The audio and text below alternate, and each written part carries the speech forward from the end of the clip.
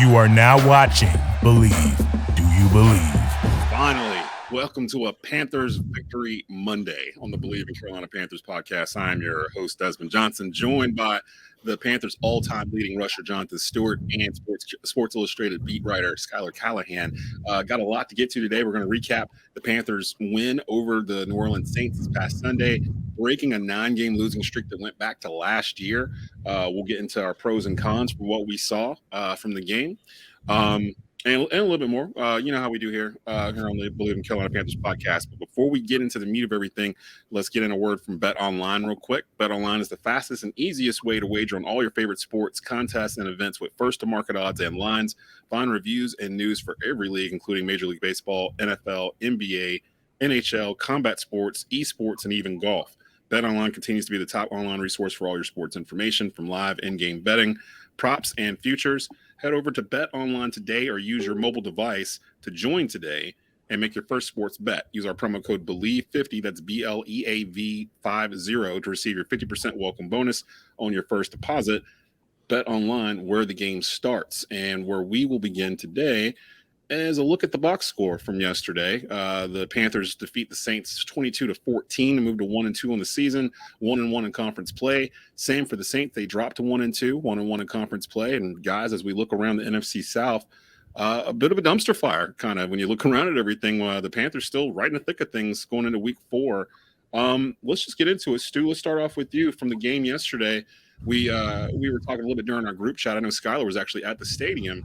But give me a pro you saw from yesterday that you were really happy with that you didn't expect. I'm gonna just call it what it is. I feel like we found our identity yesterday, right? Everyone wants to keep banging their head on you know the glitz and glamour of all these other teams that you see on TV. Like, the Chiefs, you want to see the fast-paced offense, the quarterback that can throw all these miraculous passes and all these trick plays. And it's the Madden effect. We are the Carolina Panthers that thrives running the ball and playing defense. That is the identity. Yesterday, we did those two things, and special teams came into play huge. That's why we won the game. Defense has been really, really good last 2 games. I think the first game of the season, a lot of people challenged them in what was a horrific run stop, attempt, I guess, so the attempt was there, but it didn't happen. And so that I think they knew what they needed to bring to the table the next 2 weeks, especially having to play, 2 of the most feared running backs in the league. You have guys that can be a home run hitter at any point in time when they touch the ball, and Saquon Barkley and your boy Alvin Kamara. And so I think we did a great job yesterday playing defense. Schuyler, what's the first thing that comes to mind from viewing the Panthers' hair on fire defense yesterday? It felt like from the open and from the rip, they were pretty much all over the place. It looked like they were. It felt like they energized the whole team, and it felt like that was kind of lost the first 2 weeks. There wasn't like a something to get the whole team going, and it felt like the defense took it upon themselves to kind of be that unit going into this this home game. What's something that you took positive from the game Sunday? Well, one thing I'll kind of steal it from Jay Stu here, because he sent it in our group chat, and this was during the game, and everybody needs to play like Frankie Louvu. Yeah, and I feel like as the game went on, you kind of felt everyone kind of take that energy that Frankie plays with and take it to a whole new level. Like, there was guys out there like Derek Brown laying out for an interception. Like, I mean, he almost had one to play before. I mean, that was just really cool to see that happen. Especially on back-to-back plays like that. But I think outside of that, I would say discipline. I know a lot has been made about how this team has kind of shot themselves in the foot time after time in these last 2+ seasons. They only had 4 penalties for 40 yards. I mean, that's incredible. I think there's 2 or 3 occasions where the Saints lined up to act like they were going to go for it, and then they either called timeout or took a penalty or whatever. Good discipline by the defense. And you could say the same thing for the Panthers when they were on offense. They did that a couple of times as well. You didn't see Ike Ekwonu, rookie young left tackle, jump when he knows that they're just trying to draw the defense offside. So discipline, energy, and just the fact that they went out and made extra plays like the field goal block, stripping the ball. Laviska Shenault, I know everyone wants to talk about the 67-yard touchdown, but he set that up with that big 33-yard return. So I just think them actually making a few plays here and there that they normally wouldn't was a big factor in the game as well. The main thing for me, and it kind of, we've been talking about this really since opening week, how we wanted the Panthers to play, and then we were kind of waiting for them to do it, and they just didn't do it. And I don't know if they stumbled upon this on Sunday, or they realized that they could actually do this based off of the personnel they've assembled over the past 2 years. But the first thing I see when I'm looking at the box score, Christian McCaffrey, 25 carries, 108 yards, 4.3 yards per carry.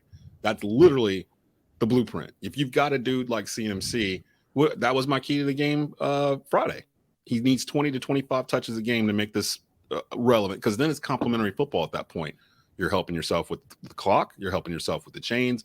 You're giving your defense a chance to rest, and then the defense can feed off of it. And it felt like when they came out on offense, I think they handed the ball to McCaffrey a couple of times right in a row, like right in the beginning, like right up the gut too. Like it was, we are running the ball today. Like this is what we have chosen to do. We're not going to do this RPO stuff where we're lined up in shotgun and he's got to come from 6 steps back or whatever. And we're not going to do anything tricky or fancy. We're going to line up I formation, hand this ball to him, and let him tote the rock all day. And that's what I wanted. And good thing, the first thing I yelled when they handed the ball to him and he ran for like 8 yards or whatever on the first run, I screamed in my house, good things happen when you give it to Christian McCaffrey. Like, and my daughter was like, what's wrong? What's the matter? I'm like, don't worry. You want to know what I did when I saw them go back there and he was back there in the backfield in single back, I formation, whatever they was going on. Yeah. I was taking a sip of beer. Like about time. About time. I can just sit back and watch a game now. Let's just work real quick. Just worrying why, and the whole RPO thing from last week, the whole thing with Dan Orlovsky and all that stuff. I started thinking about it after we were done with that episode, and I was like, why are we even running RPO? Baker Mayfield's not a threat to run. Like, RPO only works when the quarterback is a threat to actually run in the option. Baker Mayfield probably ran out of it like twice, like out of the 2 games that they were running it. And they were running like exclusively for a bit. So I don't know necessarily if he was right or wrong or whatever, but I did notice, and I texted you guys, they did not try to run RPO at all yesterday. Like it felt like they just took it out of the playbook. Anything that was lined up in that kind of format, usually it was McCaffrey going out the backfield or to help block the blitzes or whatnot. They didn't really try to get fancy with any of that kind of stuff. They just stuck to their game plan, and it worked. It worked. So, hopefully they take that lesson and they apply it to the next week. And then because I don't want them going backwards. And when they come out with, 15 RPO plays first quarter, I think what we saw yesterday was, Baker's struggling. He knows that. We know that. So if your quarterback's struggling, go back to the basics. Run the ball. You have a running back of a century or of a lifetime. Yeah. Christian McCaffrey. Make the team lean on him. Make the team lean on defense. It opens up everything. And then special teams, make something happen. Be special.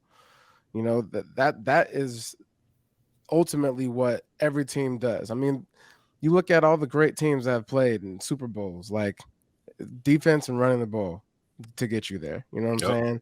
It doesn't take. There's been some terrible teams and that have won Super Bowls, like as far as like quarterback play, right? Oh yeah. So it makes it that much sweeter when you have an offense that is ran smoothly through a quarterback. Right now, what Carolina Panthers need to do is say, hey, Baker, we don't need to rush you. We need you to just manage. We'll manage you. We'll manage you. And then next thing you know, it's November. And then all of a sudden, you got Baker Mayfield. I'm ready now. You feel me? Whatever the offense, you learning it and all that kind of stuff. Gelling. We have Christian McCaffrey. So run the ball. and play defense. It's not that hard. That's my thing. Yeah, it's they made it more complicated than it needed to be. Like, right. Just take it back to basic peewee high school football. The teams that can stop the run and run the ball more often than not are going to win more than the ones that don't. The ones I see that are in these spread offenses or whatever, they want to be the greatest show on turf, and they got a bunch of 17-year-old kids running around. It hardly ever works. And the thing is, man, we have a lot of season left to where we can be that. We have that many weapons on offense to where we can be exactly that. And those are when, at some point in the season, you don't want to reach your peak, but at some point you want to reach your peak at the right time. And that's going to be November, December, late November, December, get into those playoffs. Now you're running at full high speed, and everybody that thought they had an answer for you all of a sudden doesn't have an answer, so we ain't got to show all of our cards right now. Schuyler, what did you hear regarding we had some injuries in the game. I know that Dante Jackson and CJ Henderson both had neck injuries, I believe, but they both came back in the game, if I'm not mistaken, before the day was over. What did you hear regarding that in the post game, and how are they doing? Yeah, they came back, and it looks like they're both going to be able to play this week against Arizona. At least that's what Matt said in his press conference today. So we'll know more probably on Wednesday, but I would assume, the fact that they came back is encouraging. I think really more so it's probably the hamstring that's going to be more concerning for Dante than the neck. But, I mean, we'll have to see. I think that at least I think it did, though. It did give them some opportunities to be a little bit more flexible. They moved J.C. Horn around a lot. I think he played some nickel, even played some safety. Keith Taylor got a few snaps in. So, if anything, it kind of gave those other guys that aren't really going to see the field much a few looks in an actual game. So they stopped the 9-game losing streak, but they have a streak that's still going on that I don't know how to feel about it. We actually joked about it right when we went off the air Friday when we were making our predictions. And I mentioned, well, with mine, it has to do with the whole if the Saints don't score over 17, then we should win the game. Lo and behold, they didn't get to 17. We win the game. It's the weirdest stat that I've probably seen in an NFL coaching thing so now he's 10-1 when the team doesn't score 17 or more. And 10 and I can't remember what 1 and 24, 25 or something like that when they score more than that. With the Arizona Cardinals coming to town this Sunday, 4:00 kick. I think it's a 4:15, 4:20 kick, something like that. Which I thought was odd too. Normally, if the West Coast team's coming over to play on the East Coast, it's still going to be a 1 p.m. game. Kind of gives the East Coast team an advantage for them traveling. But for whatever reason, this game, and I think the San Francisco game too, they're 4:00 games. And I assume that's for TV. I assume they want, more people on the West Coast to watch those games. Yeah, the viewership. Yeah. So everybody gonna be at church. So they got to make sure they get out of church. Let the kids get out so we can watch these games. I'm not worried. Are y'all worried about Arizona? Like everyone's all like, oh, look at the schedule. I was kind of looking at it after the game. And we beat Arizona last year. Wasn't that the game where we lost a bunch of players? Hey, man, listen, that was last year. I don't want to hear nothing about last year. That's true. But I will say that every game you need to be on your seat, right? Because I feel like this is one of those years, man.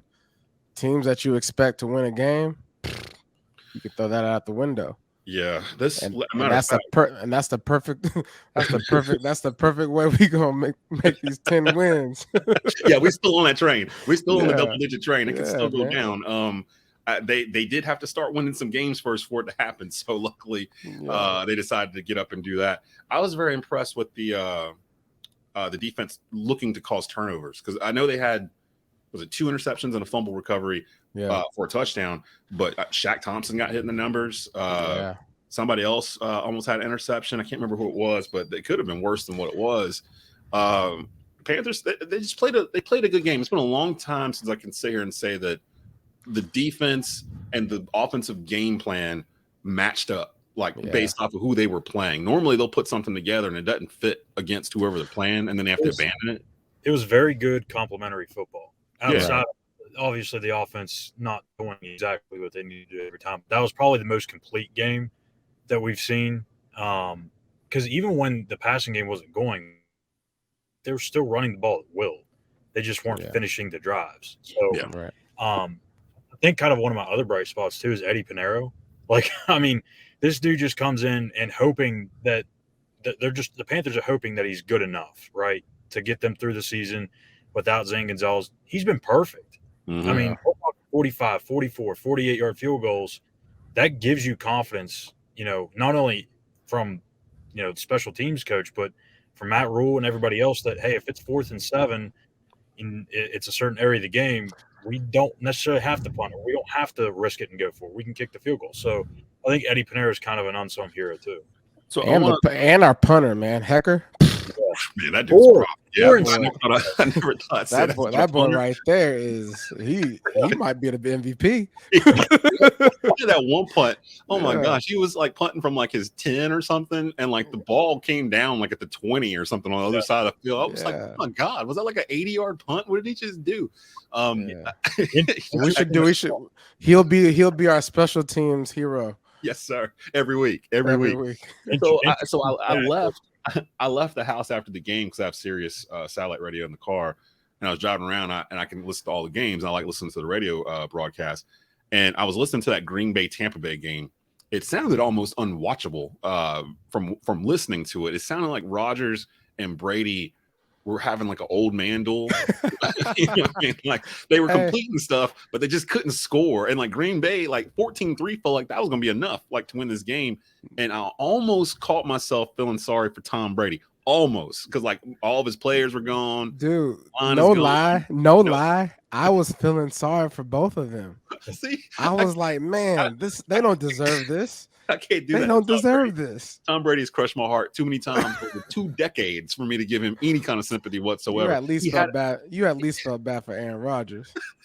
He had an out too. You were gone. You have a supermodel wife and you retired and you came back for this. Like literally, you're gonna sit here and you're gonna take all of this over the next 15 weeks because he ain't gonna quit. It's Tom Brady. So my question is, looking at the standings, the NFC South is wide open. Tampa's 2-1, but they haven't looked good really in any game they've played this year offensively, to be honest. And they played Dallas week 1 in a game that got hurt in, and then they have the Saints week 2, and Jameis threw 3 interceptions in the fourth quarter, if I'm not mistaken. So the most they've scored in the game is 20. So if you're the Panthers, you got to be like, okay, if we can just hold them to get one of those field goals out, we got a shot.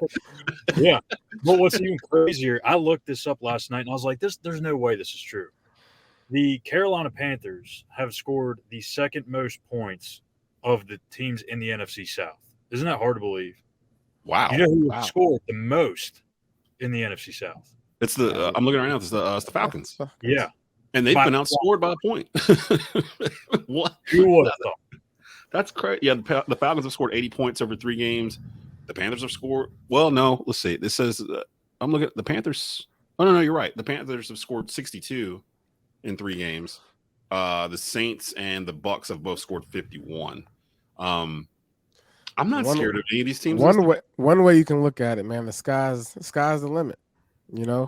It's wide open. It's wide open in this division because everyone kept pointing at Tampa because that's what they know, and nobody wants to bet against Tom Brady. But I was sitting there looking at the division like the Bucks are dependent on a 45-year-old quarterback, and they have no interior offensive line. Dudes are missing on the outside. Stop calling him. Just call him Tom Brady, please. I'm not lying. He's 45, but he's still Tom Brady. This man he's done too many things for football. He's done too many things for football for you to just be up there calling him the 45-year-old man. I'm 44, so I'm not trying to. That's some perspective right there, man. He out there taking a beating. No, like I said, it hurts to go to the bathroom for me in the mornings. I can't imagine what he's feeling like the day after yesterday. He's probably you know what everyone's been saying too over the last 2 years when the Panthers, like last year when they got the Saints early, right? And all the excuses were, the Saints weren't healthy. They were beat up. They have all this and that. Look, I know the Saints had a lot of guys limited throughout the week and were questionable leading into the game, but a lot of those dudes played. Michael Thomas was playing. Alvin Kamara was playing. Jameis Winston was playing. All those guys in the back end of that secondary were playing.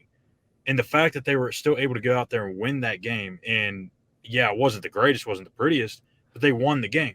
They found out how to win. Mm-hmm. What have the Saints shown in these first 3 weeks that would make you concerned later in the year that the Panthers can't go down there and complete the season sweep?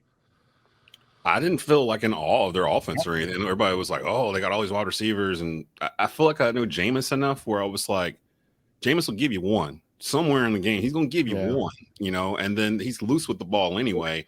If you look at his numbers, like every week he finishes with good numbers. The problem is a lot of those numbers are coming from fourth quarter. Having to bounce back in the fourth quarter. Garbage time. He's got 890 something yards passing and 600 of those in the fourth quarter, probably. I don't know. Don't count me on that. But it's what it sounds probably like. Not far off. I mean, I think you're right. Actually, that sounds right. Pretty much his whole career has been kind of built on that. So he in the first half, I think he was barely over 100 yards, if that. I mean, for the first like 3 quarters of the first half, he was like at 60 or 70 yards. So let's get back to the Panthers defense right quick. Yeah. Marquis Haynes. Yeah. Marquis Haynes. What do you think his 40 time is? Just off the rip. I bet he could beat Peyton Manning and Tom Brady. He was running 4.4. He was definitely probably running a 4.4 on that return, right? Yeah. At some point. My man was moving. Trucking down the field. He saw that end zone. But I'm getting back to this because these are the moments that you look, if you're going to the locker room after a game, you're going up to Marquis Haynes and saying, boy, you was moving. Mm-hmm. I mean, you like, and just the vibe, the camaraderie, that's where you start to channel, a winning edge within your locker room, right?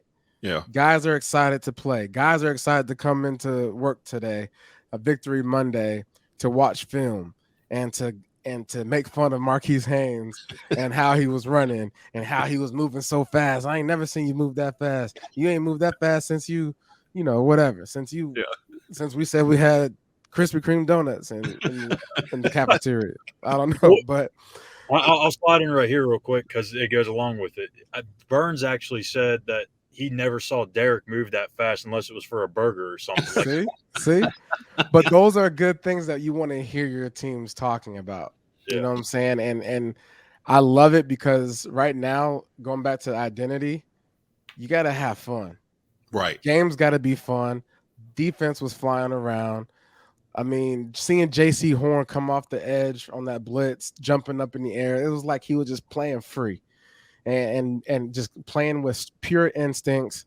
Guys start having, Derek Brown. He looked like he knew what he was doing, catching that ball. We haven't heard his name in like weeks, it feels like. And all of a sudden he was all over the place. All over the place. And whatever was, told to these guys and throughout the week last week, keep that message going. You got to stack that message, stack the wins, stack the preparation, and just keep building. I love it. The perfect example of that, what you're saying, Stu, is right here in-house with you, the 2015 Panthers team. That team looked like they had the most fun out of any team I can think of. It snowballed like all year when it got to the point where you guys we really started the whole celebration thing. Yeah, Cam the whole dancing, team celebration. Cam dancing in the end zone, hitting. Yeah. Then Cam getting flagged for it and everything. And the next thing you know, the following year, they're encouraging all of it. Everybody's doing it. Everybody's got synchronized dances and all kind of stuff. Like, oh, you can't do this because it's different. Wait a minute. In Charlotte. The fans love it.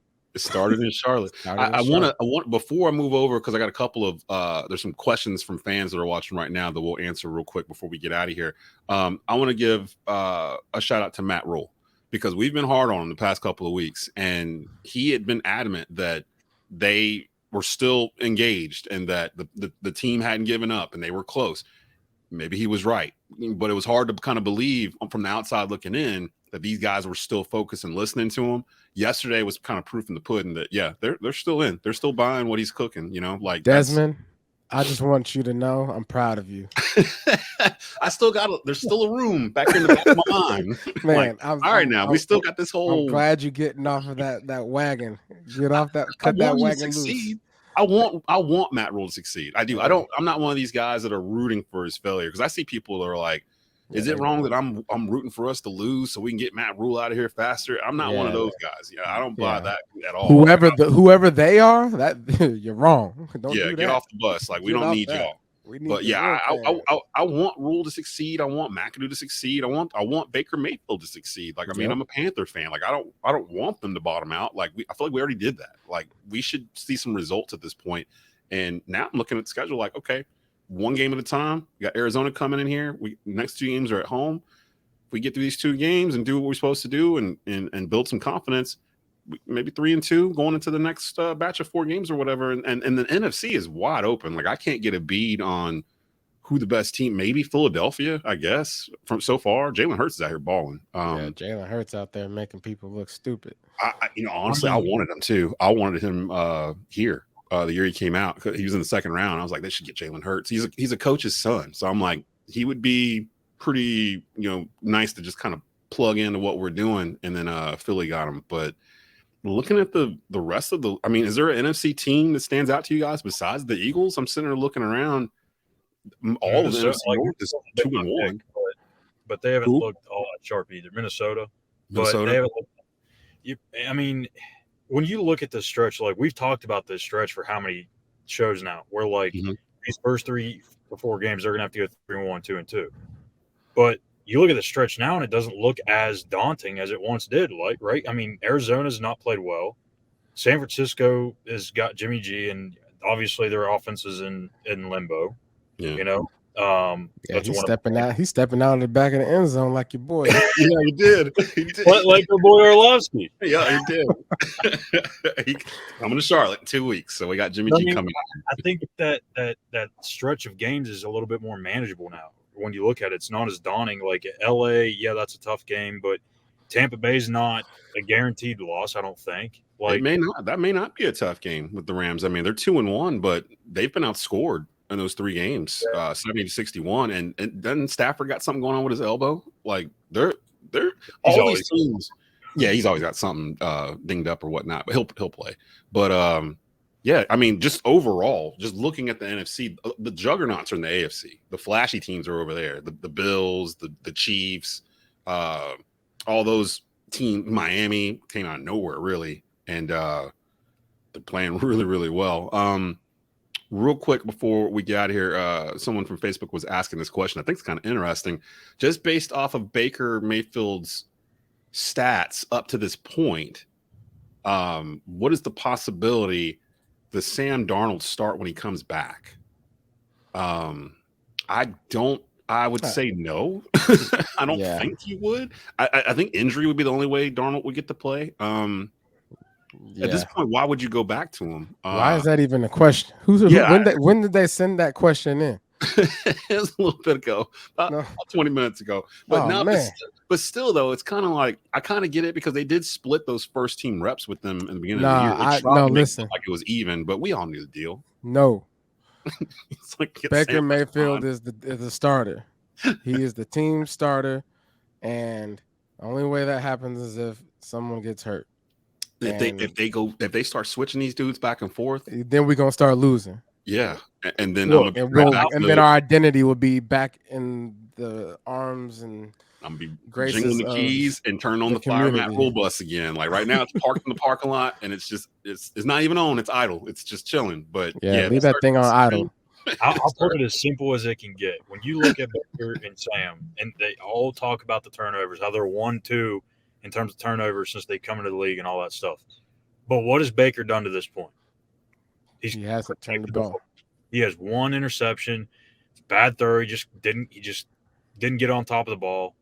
And since then, he's done a good job. He's not forced anything. Right. Yeah, they didn't take many shots downfield on Sunday, but like he took what the defense gave. Right. And the stats may not be good, but if Sam's out there, the stats are probably going to be the same, except for you're probably going to have 2 more turnovers. So I think you just roll with what you got. And especially as close as these games are, turnovers definitely, as people can see, they definitely matter. Yes, absolutely. You can be 1 turnover away from losing or winning a game. I think this. I'm not sure who's asking this question, but someone wants to know: is Schuyler old enough to drink? Dang. Schuyler? What does that mean? Are you trying to take Schuyler out to a drink? I don't know. It doesn't even show you don't even really strike me as a guy that I'm just like, hey man, you seem like a guy that I want to drink with. Even though I would have a drink with you, Schuyler. I would have a drink with you. Listen, I am probably the funniest dude when I'm drunk. So, oh wow! Yes, I'm old enough to drink by 5 years. Okay, Schuyler's 26. That's a compliment then. That's a compliment. But ain't nothing better than walking in the gas station and they don't card you. But then sometimes you kind of want to get carded. Like, thank you so much for wanting to see how old I am. People just assuming. I feel so young. Thank you. So we gotta get out of here. It's a Panther Victory Monday. Everybody enjoy it. Go turn your grills on. Hey, tell them you ain't coming to work Tuesday because the Panthers won on Sunday. How about that? We're just gonna start that new tradition and get that going. Panthers, Cardinals, this Sunday. It's a late kickoff. We'll be back. I think Thursday. We'll be back with the preview for that. Catch us on Twitter. Of course, you got Stu's Twitter handle right there. Jonathan Stewart 1. Jonathan Stewart 1.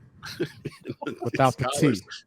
Without the T. Schuyler's is Callihan _ Mine is DEZ_3505. Go follow Bleav. There's a podcast for every single NFL team with the former NFL player attached for that team. You can hear it on Sirius XM Satellite Radio on the app, or you can just go to the Bleav Podcast Network. Just Google it, and you'll be able to get it on iTunes, Google, Stitcher, all the major podcast platforms. So definitely go check that out. We'll be back with a new episode on Thursday. Keep pounding.